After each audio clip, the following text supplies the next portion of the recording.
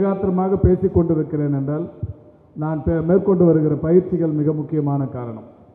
பெருமதிப்புக்குரிய சகோதரி அவர்கள் இங்கே பேசும்போது என்னை வாழ்த்தி பேசிய ஒரு வாழ்த்துறையில் சொன்னார், 2.5 மணி நேரத்தில் 21 கிலோமீட்டரை கடந்து உலக சாதனை படைத்தார்னு. இல்லை, அது நல்ல அற்புதமான செய்தி, ஆனால் அது இல்லை.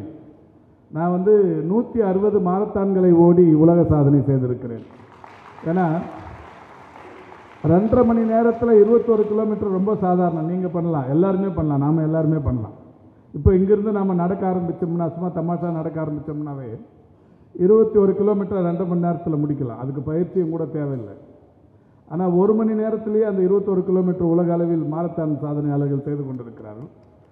அவங்க என்ன 21 கிலோமீட்டர் தூரத்திற்கான மாரத்தான்களை நான் 160 ஓடி இருக்கிறேன். 160 மாரத்தான் இன்றைக்கி உலகம் முழுக்க ஓடி இருக்கிறேன். America, Australia, London, Qatar, Italy, Norway, இந்த மாதிரி ஒரு 14 நாடுகளில் ஓடி இருக்கிறேன். இந்தியாவில் மொத்தம் 36 மாநிலங்கள். இதில் என்னுடைய இலக்கு என்பது 36 மாநிலத்திலையும் என்னுடைய கால் தடத்தை 21 கிலோமீட்டர் பதிக்கணுங்கிறது. ஆனால் இது வரைக்கும் ஒரு 24 மாநிலத்தில் ஓடி இருக்கிறேன். ஒரு 6-8 மாநிலங்களில் இன்னும் மாரத்தானே நடத்துவதில்லை. நார்த் ஈஸ்ட்டை பொறுத்த வரைக்கும் ஒரு 7 மாநிலம் இருக்குது. ஒரு 2க்கு ஓடிட்டு வந்துட்டேன், மணிப்பூர்லேயும் அஸ்ஸாம்லேயும். இன்னும் ஒரு சில மாநிலங்கள் திரிபுரா, நாகாலாந்து மிசோரம் மாதிரியான மாநிலங்கள் இன்னும் நடத்த ஆரம்பிக்கலை. அது மாதிரி நடத்துனாங்கன்னா அங்கேயும் போய் ஓடிடுவேன். ஓடி முடித்து என்னுடைய இலக்கு என்பது இந்தியாவின் 36 மாநிலங்களிலும் 21 கிலோமீட்டர் கால் தடத்தை பதித்தவன் என்கின்ற அந்த நிலையை அடைய வேண்டும் என்பதற்காக. இது ஏதோ சாதனை அப்படிங்கிறதுக்காகலாம் இல்லை, சாதனையும் இல்லை. அது நான் சொன்ன மாதிரி நான் முதல்ல இதை ஓட ஆரம்பித்ததை என்னுடைய டயபெட்டிக் பயந்து ஓட ஆரம்பித்தது தான். ஒரு 30 வருஷத்துக்கு முன்னாடி எனக்கு நீரிழிவு நோயின் தாக்கம் தெரிய தொடங்கிய உடனே அன்றைக்கி நடக்கவும் ஓடவும் தொடங்கணும், இன்னும் ஓடின்னு இருக்கிறேன். நான் இந்த நிகழ்ச்சிக்கு வரதுக்கு முன்னாடி கூட இப்போ வந்த உடனே சார் கேட்டார், இன்றைக்கி எவ்வளோ தூரம் போனீங்க அப்படின்னாரு. இன்றைக்கி 12 கிலோமீட்டர் காலையில் நடந்திருக்கிறேன். இன்றைக்கி காலையில் 4:45 ஆரம்பித்து ஒரு 1.5 மணி நேரம், 1 மணி நேரம் 40 நிமிஷம், ஒரு 12 கிலோமீட்டர் ஸ்பீடாக நடந்து ஓடி இருக்கிறேன். இப்போது டெய்லியுமே அதை பண்ணுவேன். டெய்லியும் ஒரு 10லேருந்து 15க்குள்ளே நடந்தால் தான் அன்றைக்கி எனக்கு ஒரு நிறைவான நாள்னு அர்த்தம். தினந்தோறும் வாரத்தில் ஏதாவது ஒரு நாள் கேப் போடுவேன். ஒரு 7 நாளில் ஒரு 6 நாளாச்சும் நடப்பேன். அப்போது இது இந்த மாதிரி ஒரு தொடர்ச்சியான பழக்கம் இருக்கிற காரணத்தினால்தான் 30 ஆண்டு கால நீரிழிவு நோயின் பாதிப்பு என்பது என் உடலில் எந்த பாதிப்பையும் ஏற்படுத்தவில்லை. எனக்கு வேறு எந்த அதாவது வயது 65 கடந்திருந்தாலும் இது எந்த விதமான பாதிப்பும் என் உடலில் ஏற்படுத்தாமல் நான் பாதுகாத்து வருவதற்கு என்னுடைய உடற்பயிற்சி பெரிய அளவிலான காரணம். அந்த வகையில் தினந்தோறும் அதை தவறாமல் மேற்கொண்டு வருகிறேன். நீரிழிவு நோயினால் இதை கண்டிப்பாக சொல்லியே தீரணும். இதுக்கு ஒரு பெரிய மருந்து அதுதான். நீரிழிவு நோய்க்கு நடப்பது மட்டும்தான் பெரிய மருந்தே. இது ஒரு பெரிய அளவிலான நாம் ஒரு விழிப்புணர்வில் இது மிக சிறப்பாக ஏற்படுத்தணும். கடந்த 1.5 ஆண்டுகளுக்கு முன்னால் நான் அந்த அரசு பணி நிமித்தமாக ஜப்பானுக்கு சென்றிருந்தேன். ஜப்பானில் டோக்கியோவில் பல்வேறு பணிகள் காரணமாக சென்றிருந்தபோது அங்கே ஒரு 8 கிலோமீட்டர் ஹெல்த் வாக் ஒன்று பார்த்தேன். 8 கிலோமீட்டர் தூரத்துக்கு ஹெல்த் வாக்குன்னு ஒரு ரோடு இருந்தது. அப்போ அங்கே இருக்கிறவங்களை விசாரிச்சதுன்னா ஹெல்த் வாக்குன்னு இது மாதிரி பண்ணியிருக்கீங்களான்னு அவங்க சொன்னாங்க. 8 கிலோமீட்டருங்கிறது 10,000 ஸ்டெப்ஸு. 8 கிலோமீட்டர் நடந்தோம்னா 10,000 அடி. ஒவ்வொரு மனிதனும் தினந்தோறுமான இலக்காக ஒரு 10,000 அடி நடந்தால் நல்லது, உடல் நலத்துக்கு நல்லது. எனவே இதை நாங்கள் ஒரு முன்மாதிரியாக ஒரு 8 கிலோமீட்டர் வாக் பார்த்து இங்கே வச்சுருக்கிறோம் டோக்கியோவில்னு சொன்னாங்க. அதை பார்த்துட்டு நான் நம்முடைய மாண்புமிகு தமிழ்நாட்டின் முதலமைச்சரிடத்தில் சொன்னேன், டோக்கியோவில் ஒரு ஹெல்த் வாக் 8 கிலோமீட்டர் தூரம் வச்சுருக்குறாங்க, ரொம்ப நல்ல முன்னெடுப்பது. அந்த 8 கிலோமீட்டரில் காலையில் வாக்கர்ஸ் போய் டெய்லி அதில் நடக்கிறாங்க. நடக்கிறது மட்டும் இல்லை, அங்கே தான் நடக்கணும்னு கிடையாது, எங்கே வேணாலும் நடக்கலாம். ஒரு 8 கிலோமீட்டர் நடக்கணுங்கிற ஒரு உணர்வை ஏற்படுத்துகிற விஷயம்தான் அது. அதனால் அது ஒரு நல்ல விஷயமா இருக்குது, நம்ம தமிழ்நாட்டில் செயல்படுத்தணும்னு சொன்னேன். முதலமைச்சர் உடனடியாக ஒரு இடத்துல நான் எல்லா இடத்துலையும் பண்ணுங்கன்னார். தமிழ்நாட்டில் 38 ரெவன்யூ டிஸ்ட்ரிக்ட்ஸ் இருக்குது. 38 வருவாய் மாவட்டங்கள்லையும் ஹெல்த் வாக் 8 கிலோமீட்டர் தூரத்தை ஃபிக்ஸ் பண்ணி இப்போ எல்லா இடத்துலையும் ஹெல்த் வாக் வச்சுருக்கிறோம். இப்போ சகோதர அன்பிற்கினிய மாணவிகள் வந்திருக்கிறீங்க. இப்போ இந்த நிகழ்ச்சி முடிச்சுட்டு நீங்கள் இந்த காலேஜ் முடிஞ்ச உடனே எல்லோரும் அப்படியே கொஞ்சம் பொடி நடையாக நடந்தீங்கன்னா இந்த மறைமலை அடிகள் பாலத்தை தாண்டின உடனே முத்துலட்சுமி ரெட்டி பார்க்கு எதிர்த்தா மாதிரி பெசன் ரோடில் ஹெல்த் வாக்குன்னு ஒரு பெரிய ஆர்ச் இருக்கும். சார் சொன்னார் இல்லைங்களா, எங்கள் வீடு அங்கே தான் இருக்குன்னு. அந்த ஆர்ச்சில் அங்கே தொடங்கி நேராக பெசன் நகர் எலியட்ஸ் பீச்சு, அப்படியே போய் பெசன் நகர் சர்ச்சுக்காக வந்து ஆல்காட் ஸ்கூலு, ஆல்காட் ஸ்கூல்லேருந்து திருப்பி யூ டர்ன் அடித்து அதே சர்ச்சுக்காக போய் திரும்ப இங்கே வந்தீங்கன்னா 8 கிலோமீட்டர். ஒவ்வொரு 1 கிலோமீட்டருக்கும் ஒரு சைன் போர்டு இருக்கும். நடந்தால் என்ன நல்லது நடக்குங்கிற ஒரு வாசகங்கள் அடங்கிய விழிப்புணர்வு பதாகைகள் இருக்கும். 2 பக்கமும் ஒரு 80 இருக்கைகள் போட்டிருக்கிறோம். சேர், அங்கே உட்காந்து பெஞ்சஸ் உட்காந்து ஓய்வு எடுக்கிறதுக்கு ரிலாக்ஸ் பண்ணுறதுக்கு ஒரு 80 சேர் போட்டுக்கிறோம். அது மட்டும் இல்லை, அந்த 2 பக்கமும் சுவர்களில் அழகான சித்திரங்கள் வரைஞ்சிருக்கிறோம். நடக்கிறதுனால என்ன பலனுங்கிறத படித்து தெரிஞ்சுக்கிறத விட பார்த்து தெரிஞ்சுக்கிறது ரொம்ப ஈஸி. அதனால் படங்கள் வரைஞ்சிருக்கிறோம், நிறைய படம் வரைஞ்சிருக்கிறோம். ஒரு செல்ஃபி பாயிண்ட், ஒரு 4 இடத்துல செல்ஃபி பாயிண்ட் வச்சுருக்கிறோம். ஒரு சகோதரி நாய் பிடிச்சிட்டு போகிற மாதிரி ஒரு சிலை, இன்னொரு இடத்துல ஒருத்தர் நடந்துட்டு ஒய்யாரமாக உட்காந்துருக்கிற மாதிரி ஒரு சிலை, அந்த மாதிரி ஒரு 4-5 இடத்துல செல்ஃபி பாயிண்ட் வச்சுருக்கிறோம். பார்க்காதவங்க, இப்போ பார்த்தவங்க போக வேண்டியதில்லை, பார்க்காத யாராவது இருந்தால் இன்றைக்கி போய் இப்போ இன்றைக்கே கூட போய் பார்த்துருங்க. அதை பார்த்தீங்கன்னா நாளையிலேருந்து அங்கே நடக்கணுங்கிற எண்ணம் உங்களுக்கு வரும். அந்த நாளையிலேருந்து இந்த 8 கிலோமீட்டர் நடக்கணுங்கிற எண்ணத்தை தானாகவே அந்த இடத்த உருவாக்கும். இப்போ இந்த மாதிரி தமிழ்நாடு முழுக்க 38 மாவட்டங்கள்லையும் பண்ணியிருக்கிறோம். இந்த ஹெல்த் வாக் நடப்போம் நலம் பெறுவோம்ங்கிற இந்த ஸ்கீம் தமிழ்நாட்டில் எடுத்துகிட்டு வந்ததுக்கு அப்புறமா இப்போ 38 மாவட்டத்தில் நான் எங்கே ஹெல்த் டூர் போனாலும் அங்கே போய் அந்த 8 கிலோமீட்டரில் நானும் நடக்க ஆரம்பிக்கிறேன். மினிஸ்டர் வந்து நடக்கிறாருன்னு சொல்லி அந்த ஊரில் இருக்கிற என்ஜிஓஸ், ரோட்டரி, லைன்ஸ், இது மாதிரி எல்லா சங்கங்களை சேர்ந்தவங்கெல்லாம் அன்றைக்கி என் கூட ஜாயின் பண்ணுறாங்க. நான் ஒரு 400-500 பேரை தான் நடப்பேன் அந்த ரோட்டில். அப்போது ஒரு பெரிய டெய்லியுமா ஒரு விழிப்புணர்வுங்கிற மாதிரி தமிழ்நாடு முழுக்க பண்ணின்னு இருக்கிறோம். அது ஒரு பெரிய அளவில் ஒரு மகிழ்ச்சியான ஒரு விஷயம். அந்த கிராமங்களில் வந்து 2 பக்கமும் ட்ரீ பிளான்டேஷன், 2 பக்கமும் இந்த மாதிரியான நிறைய விஷயங்கள் இந்த ஹெல்த் வாக்காக பண்ணியிருக்கிறோம். இது வந்து ஒரு தமிழ்நாட்டில் இன்றைக்கி அதை பண்ணியிருக்கிற இது உலக அளவில் முதலில் நாங்கள் பார்த்தது ஒரே இடத்துல, டோக்கியோவில் ஒரு இடத்துல. ஆனால் இன்றைக்கி தமிழ்நாட்டில் 38 இடங்கள் இருக்குது. தமிழ்நாட்டில் இருக்கிற மாதிரியான இந்த ஹெல்த் வாக்கு கட்டமைப்பு உலகில் வேறு எந்த நாட்டிலையும் இல்லைங்கிறது ஒரு மகிழ்ச்சியான விஷயம். அந்த வகையில் அது ரொம்ப சிறப்பாக இருக்குது. இப்போ நீங்கள் கூட கேட்கலாம், இது இந்த நடக்கிறதால இது ஒரு விளம்பரப்படுத்தணுமான்னு. கண்டிப்பாக விளம்பரப்படுத்தியே தீரணும். விளம்பரப்படுத்தணுங்கிறதுக்காக தான் இந்த கல்லூரி மாணவிகள் மத்தியிலேயே இந்த நிகழ்ச்சி நடத்துகிறாங்க. இது பெரிய அளவில் வந்து நம்ம விளம்பரப்படுத்தி மற்றவங்களுக்கு இது போய் சேரணும். நான் கூட ஓடி முடிச்சுட்டு நடந்து முடிச்சுட்டு உடனே அடிக்கடி என்னுடைய ஃபேஸ்புக்கில் எனக்கு ஒரு 5 லட்சம் நண்பர்கள் இருக்காங்க பேஜஸில். ட்விட்டரில் ஒரு 3.25 லட்சம் பேர் இருக்கிறாங்க. ஓடி முடிச்சோடனே நான் அதில் என்னோடய பதிவு போட்டுருவேன். பதிவு போட்டு அதை ஃபாலோ பண்ணுறவங்க ஏராளமான பேர் ஃபாலோ பண்ணுறாங்க. இப்போ நான் எங்கேயாவது போகும்போது என்ன ஹெல்த் மினிஸ்டர்னு சொல்கிறதோ, இல்லை முன்னாள் மேயர்னு சொல்கிறதோ, முன்னாள் கார்பரேஷன் சேர்மன் சொல்கிறதை விட பாரு எங்கே பார்த்தாலும் ஓடுவார் அவர் போகிறாருன்றாங்க. அது எனக்கு ஒரு பெரிய சந்தோஷமாக இருக்கும். அப்போது நிறைய பேர் என்னை ஒரு 10 பேர் 15 பேர் ஒரு நாளைக்கு வந்து என்னை மீட் பண்ணி வெளியில் டூர் போகும்போது பேசுகிறாங்கன்னா அதில் பாதி பேருக்கு மேலே சொல்கிறது, சார் நான் உங்களை பார்த்து நடக்க ஆரம்பிக்கிறேன் சார், நீங்கள் தான் சார் எனக்கு ரோல் மாடல் அப்படின்பாங்க. ஒரு பெரிய அளவில் சந்தோஷமாக இருக்கும். ஒரு சின்ன நடந்த சம்பவத்தை சொன்னால் உங்களுக்கு மகிழ்ச்சியாக இருக்கும்.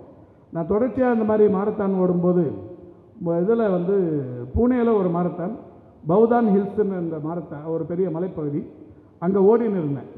ஓடின்னு இருக்கும்போது ஒரு பெரிய மலை, கிறிஸ்மஸ் ரன், அது கரெக்டாக கிறிஸ்மஸ் அன்னைக்கு 25ஆம் தேதி, பெரிய மலைப்பகுதி. கீழே இருந்து மேலே போகும்போது மூச்சு இறக்க போயின்னு இருக்கிறோம்.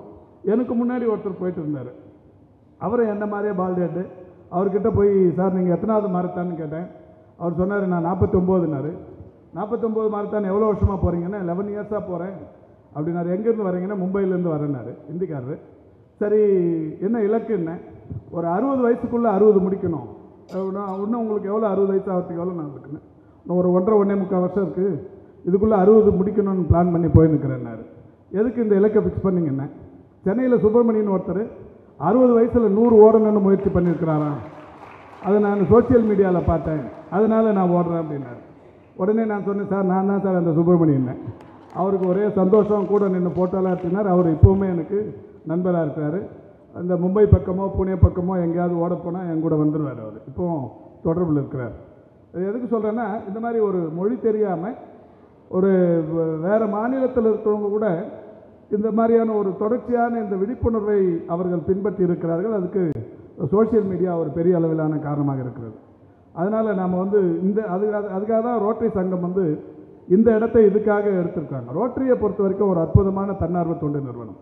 உலக அளவில் இன்றைக்கி மிக சிறந்த தொண்டு நிறுவனங்களில் பிரதானமான இடங்களில் இருப்பது ரோட்டரி சங்கம்.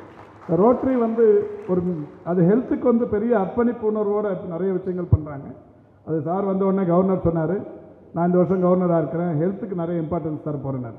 ஏற்கனவே அதான் பண்ணி நிற்கிறீங்க. ரோட்டரியை பொறுத்த வரைக்கும் இன்றைக்கி போலியோ இல்லாத உலகமாக இருக்கிறது என்றால் அது ரோட்டரி தான் 100% காரணம்.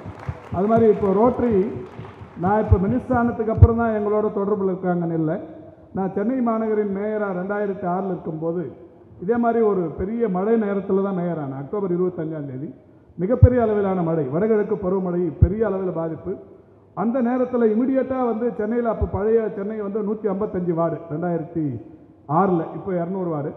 அப்போ 155 வார்டுலேயும் 155 மெடிக்கல் கேம்ப் நடத்தலாம், அந்த 155 மெடிக்கல் கேம்ப் நடத்தலான்ட்டு நான் சம்மந்தப்பட்ட துறை அதிகாரிகளை கூப்பிட்டு பேசினேன். அப்போ அவங்க சொன்னாங்க, சார் 155 இடத்துல நடத்துறதுக்கு நம்ம கையில் டாக்டர்ஸ் இல்லை, போதுமான அளவுக்கு ஸ்டாஃப் ஸ்ட்ரென்த் இல்லை, என்ன பண்ணலான்னாங்க. நான் சொன்னேன், ஒன்றும் பிரச்சனை இல்லை, ரோட்டரியை நான் பேசுகிறேன், ரோட்டரி லைன்ஸ் கிளப் இவங்க 2 பேரோடும் பேசுகிறேன், அவங்க 2 பேரோட உதவியோடு நம்ம 155 டிவிஷன்லேயும் 155 மெடிக்கல் கேம்ப் ஒரே நேரத்தில் நடத்தலான்னு சொன்னேன். அன்னைக்கு வந்து ரோட்டரியோட கவர்னராக இருந்தவர் காம்தார், இப்போ இதில் கம்பெனி வச்சுருக்காரு மதுரை வாயிலில், காம்தார்னு ஒரு பீகார் தோழர் அவர் கையில் அவர் கவர்னரை போய் மீட் பண்ணி கேட்டேன், சார் இது மாதிரி நான் சென்னை மேயர், சென்னையில் இது மாதிரி ஒரு 155 கேம்ப் நடத்தலான்னு இருக்கிறோம், நீங்கள் ஹெல்ப் பண்ணிங்கன்னா நல்லாயிருக்கும். சார் கண்டிப்பாக இது பெரிய இனிஷியேட்டிவ், நாங்கள் எத்தனை டிவிஷன் எங்களுக்கு தரீங்கன்னாங்க.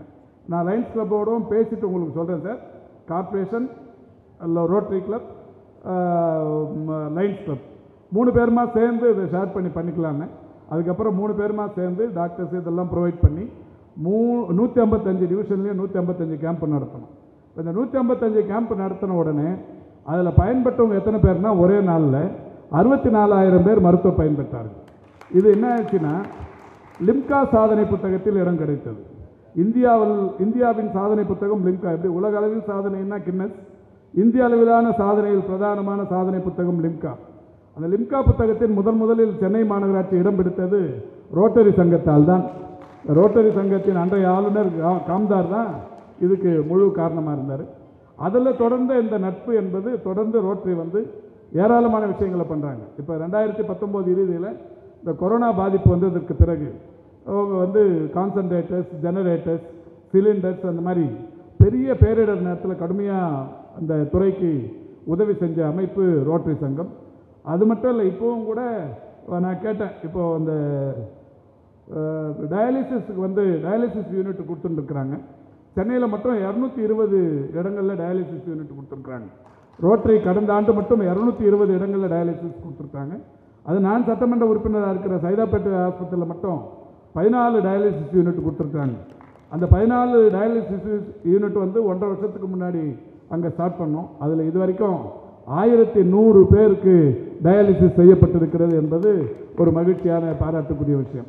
அதை இப்போ இருக்கிற கவர்னர் என்ன சொல்கிறாருன்னா, இந்த சென்னையில் மட்டும் 2020 டயாலிசிஸ் யூனிட் ஏற்கனவே கொடுத்துருக்குறோம், இந்த வருஷத்துலேருந்து நாங்கள் என்டையர் டிஸ்ட்ரிக்ட்டுக்கு தமிழ்நாடு முழுக்க எடுத்துகிட்டு போகிறோன்றாங்க.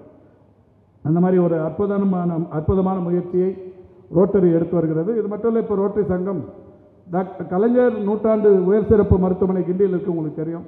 அதில் ஒரு காவல் ஒரு பூத் வந்து அதுக்கு வந்து ஒரு 4-5 லட்ச ரூபாய் செலவில் அதுவுமே இப்போ ரெடி பண்ணி கொடுக்குறாங்க கவர்மெண்ட்டுக்கு. அது மட்டும் இல்லாமல் ஒரு பிளட் பேங்க் ஒன்று சைதாப்பேட்டை ஹாஸ்பிட்டலுக்கு 1 கோடி ரூபாய் செலவில் அதுவுமே ரெடி பண்ணுறாங்க. இந்த மாதிரி ஹெல்த்துக்கு வந்து பெரிய அளவில் ரோட்டரி சங்கம் இன்றைக்கி சப்போர்ட்டாக இருக்குது. அந்த வகையில் இன்றைக்கி இந்த நம்ம டயபெட்டிக் வந்து இவ்வளோ பெரிய ஒரு அவேர்னஸ் கேம்பை வந்து ரெடி பண்ணுறதுங்கிறது சாதாரணமான விஷயம் இல்லை. இந்த கவர்மெண்ட்டை பொறுத்த வரைக்கும் உங்களுக்கு தெரியும், 2021 ஆகஸ்ட் திங்கள் 5ஆம் தேதி கிருஷ்ணகிரி சாமனப்பள்ளின்னு ஒரு வில்லேஜில் ஒரு திட்டத்தை தொடங்கணும். அந்த திட்டத்திற்கு பெயர் மக்களை தேடி மருத்துவம். அது என்ன மக்களை தேடி மருத்துவம்? தமிழ்நாடு முழுக்க இந்த நீரிழிவு நோயினால் பாதிக்கப்பட்டவர்கள், உயர் ரத்த அழுத்த நோயினால் பாதிக்கப்பட்டவர்கள், diabetic, hyper tension, palliative care, physiotherapy, dialysis, இந்த 5 வகை நோய் பாதிப்புகளோட வீட்டில் இருக்கிறவங்க, இவங்களால பெரிய அளவில் கிராமங்களில் இருக்கிறவங்களுக்கு, குக்கிராமங்களில் இருக்கிறவங்களுக்கு வெளியில் வந்து சிகிச்சை எடுத்துக்கொள்வதற்குரிய வசதிகள் இருக்காது.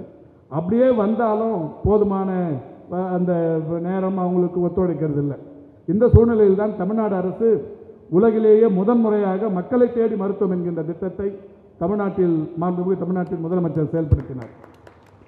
அந்த கிருஷ்ணகிரியில் தொடங்கும் போது அவர் சொன்னார், முதல் பயனாளி விஜயா என்று நினைக்கிறேன் ஒரு சகோதரிக்கு, அங்கே மருந்து பெட்டகத்தை கொடுத்து முதலமைச்சர் பேசும்போது சொன்னார், இந்த திட்டம் 1 கோடி பயனாளர்களை தமிழ்நாட்டில் சென்றடைய வேண்டும் என்று சொன்னார்.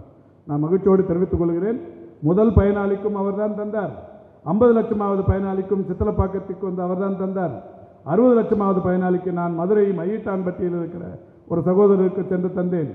75 லட்சமாவது பயனாளி நாமக்கல் மாவட்டம் போதமலையில் ஒரு சகோதரி, 80 லட்சமாவது பயனாளி சைதாப்பேட்டை கோதாமேடு பகுதியில் இருக்கிற ஒரு சகோதரிக்கு, 90 லட்சமாவது பயனாளி விருகம்பாக்கத்தில் இருக்கிற ஒரு இஸ்லாமிய சகோதரிக்கு, 1 கோடியே 1வது பயனாளிக்கு மீண்டும் முதலமைச்சரே வந்து திருச்சி சன்னாசிப்பட்டி என்கின்ற ஊரில் இருக்கிற ஒரு சகோதரிக்கு 1 கோடியே 1வது லட்சம் 1 கோடியே 1வது பயனாளி என்கின்ற வகையில் மருந்து பெட்டகத்தை தந்தார். அதோடு அந்த பயணம் நிற்கலை. கடந்த ஒரு 15 நாட்களுக்கு முன்னால் நீங்கள் செய்தித்தாள்களில் பார்த்திருப்பீர்கள், நம்முடைய யுனைடெட் நேஷன் ஆர்கனைசேஷன் யுஎன்ஏ, இந்த யுஎன்ஏங்கிறது ஐநா சபை என்பதுதான் உலகின் ஒரு உச்சபட்ச அதிகாரம் கொண்ட ஒரு அமைப்பு. அந்த அமைப்பு ஒரு விருதுக்கு தமிழ்நாட்டை தேர்ந்தெடுத்திருக்கிறது. எவ்வளோ பேருக்கு தெரியும் என்று தெரியவில்லை. போன ஒரு செப்டம்பர் மாதம் 25ஆம் தேதி நியூயார்க்கில் வந்து ஐநா சபையின் 79வது பொது சபை கூட்டம் கூடி, அந்த கூட்டத்தில் இந்த நான் கம்யூனிகபிள் டிசீஸ் தொற்றா நோய்களுக்கான ஒரு மருத்துவத்தை உலக அளவில் சிறப்பாக செயல்படுத்தி கொண்டிருக்கிறது தமிழ்நாடு என்று சொல்லி தமிழ்நாட்டை தேர்ந்தெடுத்து தமிழ்நாட்டிற்கு இன்றைக்கு ஐநா சபை விருது தந்திருக்கிறது. United nation intelligence task force award 2024 என்கின்ற ஒரு விருதை இன்றைக்கு ஐநா சபை தந்திருக்கிறது. இதுக்கு காரணம் இந்த மக்களை தேடி மருத்துவம் என்கின்ற திட்டத்தில் இதுவரை வீடுகளுக்கே தேடி போய் தமிழ்நாட்டில் எவ்வளவு பேருக்கு புதிதாக இந்த டயபெட்டிக் இருக்கிறது என்று கண்டறியப்பட்டிருக்கிறது என்றால் 49,62,420 பேருக்கு கண்டறியப்பட்டிருக்கிறது. உயர் ரத்த அழுத்த நோய் பாதிப்பு எவ்வளோ பேருக்குன்னா 44,46,334 பேருக்கு. ஒட்டுமொத்தமாக டயபெட்டிக்கும் ஹைப்பர் டென்ஷனும் சேர்ந்து எவ்வளோ பேருக்கு இருக்கிறதா கண்டறியப்பட்டு மருத்துவம் பார்க்கப்பட்டு வருகிறது என்றால் 94,08,754 பேர். ஒரு மகிழ்ச்சியான செய்தியினை தெரிவித்துக் கொள்கிறேன். அடுத்த வாரம் 2 கோடியாவது பயனாளிக்கும் மாண்புமிகு தமிழ்நாட்டின் முதலமைச்சர் அவர்கள் தமிழ்நாட்டில் இந்த மருந்து பெட்டகத்தை தரவிருக்கிறார்கள். டயபெட்டிக்கு இந்த நீரிழிவு நோய்க்கு உலக அளவில் முன்னெடுக்கப்பட்ட ஒரு மிக சிறப்பான நிகழ்வு மக்களை தேடி மருத்துவம். இது உலகத்துக்கே இன்னைக்கு ஒரு வழிகாட்டும் அமைப்பாக இருந்து கொண்டிருக்கிறது. அது மட்டும் இல்லை, ஒரு 2-3 மாதத்துக்கு முன்னாடி நான் வந்து ஒரு டைப் 1 டயபெட்டிக் குழந்தைங்களுக்கு இன்சுலின் கொடுக்குற ஒரு திட்டத்தை தொடங்கணும். அதாவது குழந்தைங்களுக்கே இப்போ டைப் 1 டயபெட்டிக் இருக்குது. அந்த குழந்தைங்களுக்கு வந்து இன்சுலின் கொடுக்கறதுக்காக ஒரு திட்டத்தை தொடங்கி இந்த டைப் 1 ரிஜிஸ்ட்ரி அப்படின்ற மாதிரி ஒரு தகவல் கையேடையும் தொடங்கியிருக்கிறோம். அதில் இது வரைக்கும் தமிழ்நாட்டில் 2500 குழந்தைகளுக்கு அந்த இன்சுலின் தருகிற பணியினை இந்த அரசு செய்து கொண்டிருக்கிறது. 2500 குழந்தைகள் அரசு மற்றும் தனியார் மருத்துவமனைகளில் டைப் 1 டயபெட்டிக் என்கின்ற வகையில் இன்சுலின் பெறுகிற குழந்தைகளாக இன்றைக்கு தமிழ்நாட்டில் இன்றைக்கு பயன்பட்டு வருகிறார்கள். இது மட்டும் இல்லாமல் இன்னொரு திட்டமும் தமிழ்நாட்டில் இந்த நீரிழிவு நோய் சம்பந்தப்பட்டது. நம்ம 2022 அக்டோபர் 3ஆம் தேதி தஞ்சாவூரில் ஒரு திட்டத்தை தொடங்கணும். அந்த திட்டத்துக்கு பேர் ஃபுட் கிளினிக் ஃபுட் ஆம்புடேஷன். அதாவது நீரிழிவு நோயினால் பாதிக்கப்படுபவர்களுக்கு பெரிய அளவிலான பாதிப்பு எங்கே ஏற்படும்னா பாதங்களில் ஏற்படும். பொதுவாகவே சொல்லுவாங்க, நீரிழிவு நோய் பாதிப்பு ஏற்பட்டவர்களுக்கு சொல்லுவாங்க, முகத்தை எப்படி நீ பராமரிக்கிறோ அது மாதிரி உன்னுடைய பாதத்தையும் பராமரிக்கணும்வாங்க. முகம் எந்த அளவுக்கு முக்கியமோ, டெய்லி 3 வாட்டி கழுவி சோப் போட்டு ஃபேர் அண்ட் லவ்லிலாம் போட்டு எந்த அளவுக்கு பாதுகாத்துக்கிறோமோ அந்த மாதிரி காலையும் பாதுகாத்துக்கணும். அதுக்காக காலுக்கு ஃபேர் அண்ட் லவ்லி போடாதீங்க. ஏன்னா இப்போ நான் முகத்துக்கு ஃபேர் அண்ட் லவ்லி போட ஆரம்பித்து 30 வருஷம் ஆச்சு சார். இன்னும் கருப்பாகவே தான் இருக்கிறேன், சிவப்பாக மாறல. 30 வருஷத்துக்கு முன்னாடி சொன்னாங்க, நீ ஃபேர் அண்ட் லவ்லி போட்டால் சிவப்பாயிருன்னு ஒரு விளம்பரத்தை பார்த்தேன். அன்றைக்கி போட ஆரம்பித்தேன், 30 வருஷமாக போட்டு நிற்கிறேன், இன்னும் சிகப்பாகலை. சிவப்பாகலைனாலும் பரவாயில்ல, ஃபேர் அண்ட் லவ்லி போடலைன்னா முகம்லாம் பொறியாக இது பொறிஞ்சு தெளிவுது. அது ஒரு மாதிரி அடிக்ட் ஆகிடுச்சு. அந்த மாதிரி நம்ம வந்து முகத்தை பார்த்துக்கிற மாதிரி பாதத்தையும் பாதுகாத்துக்கணும். இந்த பாதம் பாதுகாப்பதற்கு இந்த அரசு ஒரு சிறப்பான திட்டத்தை எடுத்து பாதம் பாதுகாப்போம் என்கின்ற ஒரு திட்டத்தை முன்னெடுத்திருக்கிறது. தமிழ்நாடு முழுவதிலும் இந்த நீரிழிவு நோயினால் பாதிக்கப்பட்டவருடைய பாதங்களை ஸ்கிரீனிங், கிளினிக், சர்ஜரி இந்த 3 சிஸ்டத்தையும் இந்த நம்முடைய ஆரம்ப சுகாதார நிலையங்களிலேயே செய்வது என்கின்ற வகையில் அந்த திட்டத்தையும் செயல்படுத்தி கொண்டிருக்கிறோம். ஆக தமிழ்நாடு அரசை பொறுத்தவரை குழந்தைகளுக்கான டைப் 1 டயபெட்டிக்காக இருந்தாலும் சரி, அந்த டயபெட்டிக் பாதித்தவர்களுடைய பாதங்களை பாதுகாப்பதற்கும் சரி, அதேபோல் இன்றைக்கு ஒட்டுமொத்தமாகவே டயபெட்டிக் பாதிப்புக்கான அந்த பணியாக இருந்தாலும் சரி, உலகளவில் தமிழ்நாடு இன்றைக்கு முன்மாதிரியாக இருந்து கொண்டிருக்கிறது. இந்த வகையில் இந்த நிகழ்ச்சியை நான் பங்கேற்பது, கலந்து கொள்வது எனக்கு கிடைத்த நல்ல வாய்ப்பு. நிச்சயமாக இது ஒரு சரியான இடத்துல தொடங்கி இருக்கிறீங்க. ஆங்கிலத்தில் ஒரு பழமொழி சொல்வார்கள், well begun is half done என்று. எதையும் முறையாக தொடங்கினால் ரோட்டரி சங்கத்தின் இந்த முயற்சி நிச்சயம் இந்த கல்லூரியில் தொடங்கி இருக்கிறீர்கள், இது பெரிய அளவில் வெற்றி பெறும். காரணம், ஒரு 1000-1500 மாணவிகள் மத்தியில் இது போகிற போது இது லட்சக்கணக்கானவர்களுக்கு இன்றைக்கே இந்த செய்தி ஸ்ப்ரெட் ஆகி ஒரு மிகப்பெரிய அளவில் இந்த நிகழ்ச்சியின் நோக்கம் வெற்றி பெறவிருக்கிறது என்பதை மகிழ்ச்சியோடு தெரிவித்துக் கொள்கின்றேன். இறுதியாக ஒரு செய்தி, பொதுவாக இந்த நடக்கிறது இதெல்லாம் கூட சொல்லுவாங்க, இதுக்கெல்லாம் வேலை இல்லாத இருந்தால் நடக்கலாம் அப்படிம்பாங்க. எவ்வளோ வேலை இருந்தாலும் நடக்கலாம். இப்போ வந்திருக்கிற யாரும் 24 மணி நேரமும் நான் வேலை செய்கிறேன்னு சொல்கிறவங்க மேடையிலையோ கீழே யாராவது இருந்தால் ஒருத்தர் இருந்தாலும் கை தூக்குங்க. யாரும் செய்ய முடியாது. 24 மணி நேரம் யாரும் செய்ய முடியாது. எப்படியா இருந்தாலும் ஒரு 5-6 மணி நேரம் தூங்கி ஆகணும். 24 மணி நேரம் யாரும் வேலை செய்ய முடியாது. அதுக்காக தான் தொழிலாளர்களுக்கான வேலை சட்டமே 8 மணி நேரம் வேலை. அதிகபட்சமாக இந்த வாட்ச்மேன் அந்த மாதிரி இருக்கிறவங்க ஒரு 12 மணி நேரம் பண்ணுறாங்க. இதுக்கப்புறம்லாம் யாரும் வேலை பார்க்க முடியாது. காலையில் 4லேருந்து 6-7 வரைக்கும் யார் என்ன பண்ணுறாங்க, படுக்கையில் தான் புரண்டு நிற்பாங்க. அந்த நேரத்தில் தான் நான் ஓடி நிற்கிறேன். எனக்கும் கூட ஒரு சில அதிமேதாவிகள் விமர்சனம் பண்ணுவாங்க, எப்போ பார்த்தாலும் ஓடினே இருக்காங்க. 5:30 மணிக்கு எங்கே ஓடாமல் என்ன பண்ணேன், நீ படுத்து தூங்கின்னு இருக்கிற, நான் ஓடின்னு இருக்கிறேன், இதுக்கு என்ன விமர்சனம்? ஆனாலும் பரவாயில்ல, அந்த விமர்சனங்களை பற்றி எனக்கு கவலை இல்லை. இன்றைக்கி காலையில் 12 கிலோமீட்டர் நடந்தேன். இப்போ இந்த நிகழ்ச்சியை நடந்து முடிச்சுட்டு வீட்டுக்கு வந்தேன். 200 விசிட்டர்ஸை பார்த்தேன். டெய்லி 200-300 விசிட்டர்ஸ் பார்ப்பேன். 200 விசிட்டர்ஸை பார்த்து அவங்களுக்கு தேவையானதை செஞ்சு கொடுத்துட்டு இந்த நிகழ்ச்சிக்கு வந்தேன். இப்போ நேராக ஏர்போர்ட்டு போகிறேன். 400 கிலோமீட்டர் பயணம் பண்ணி மதுரையில் இறங்கி, மதுரையிலேருந்து 70 கிலோமீட்டர் பயணம் பண்ணி திண்டுக்கல் போகிறேன். திண்டுக்கல்லில் போய் நேற்றுக்கு அங்கே ஒரு விபத்து, தனியார் மருத்துவமனையில் ஒரு தீ விபத்து. அந்த தனியார் மருத்துவமனையில் ஏற்பட்ட தீ விபத்தில் 6 பேர் இறந்து போனார்கள். 32 பேர் மருத்துவமனையில் அனுமதிக்கப்பட்டிருக்கிறார்கள். அந்த 6 பேரின் சடலங்களுக்கு போய் இறுதி மரியாதை செலுத்தி 32 பேருக்கு அளிக்கிற சிகிச்சைகள் குறித்து கேட்டறிந்து திரும்ப 4க்கெல்லாம் மதுரைக்கு வந்து 5 மணிக்கு ஃப்ளைட்டை பிடிச்சி 6 மணிக்கு சைதாப்பேட்டைக்கு வந்து இன்றைக்கி காலையில் செம்பரப்பாக்கம் ஏரியிலிருந்து அடையார் ரிவர் திறந்து விட ஆரம்பிச்சிருக்கிறாங்க. 1000 கண்ணாடி திறந்துருக்கிறாங்க. அது படிப்படியாக கொஞ்சம் உயரம்னு சொல்கிறாங்க. ஒரு 5000 வரைக்கும் ஆகலாம். எந்த பாதிப்பும் ஏற்படாது, பயப்பட வேண்டியதில்லை. என்றாலும் அந்த பகுதியில் இருக்கிற மக்களுக்கு விழிப்புணர்வை மாலை 6 மணிக்கு ஏற்படுத்தவிருக்கிறேன். ஆக இன்றைக்கி ஒரு நாள் மட்டுமே 12 கிலோமீட்டர் நடந்திருக்கிறேன். 1000 கிலோமீட்டர் பயணம் பண்ண போகிறேன். அதுக்கப்புறம் ஆற்றுல ஆய்வு பண்ண போகிறேன். அதுக்கப்புறம் மாலைக்கு அப்புறம் தான் என்ன வேலை இருக்குன்னு அடுத்து தெரியும். இந்த மாதிரி ஒரு ஷெட்யூல் போட்டு ஒர்க் பண்ணுறோம். இதனால் வேலை செய்கிறத டயபெட்டிக்காக இருந்தாலும் 30 வருஷம் டயபெட்டிக் பேஷண்ட், டயபெட்டிக் வந்துருச்சு, என்னாலலாம் இவ்வளோ நேரம் வேலை செய்ய முடியாது, 4 மணி நேரம் 5 மணி நேரம் ஓடிச்சா போதும்னு யாரும் நினைக்க வேண்டியதில்லை. நீங்களும் சாதாரண மனிதர்களைப் போல் மனசு இருந்தால் டெஃபினட்டாக எதையும் சாதிக்கலாம். வாய்ப்புக்கு நன்றி, வணக்கம்.